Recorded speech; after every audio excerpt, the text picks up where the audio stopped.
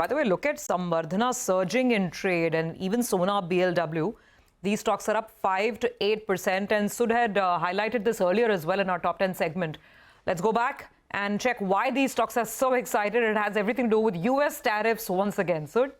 While all the auto stocks are higher in the pre-opening session, but these two stocks are particularly up somewhere in the range of 9 to 10%. And the reason is because over the weekend, we saw US President Donald Trump saying that he's looking, or basically he's considering modifying 25% tariffs that US government had imposed on autos and auto parts effective April 3rd of this year.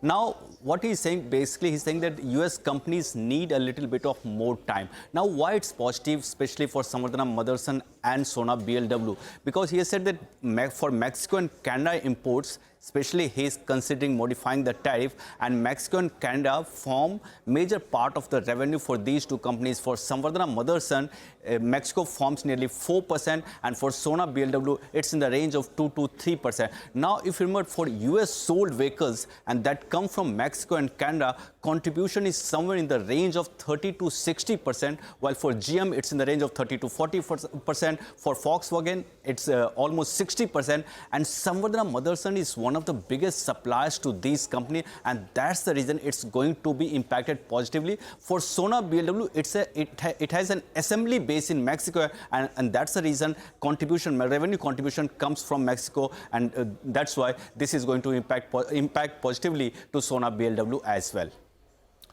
All right, Sudarshan, thanks very much for that. So these are big moves, gap ups, which we are seeing at this point.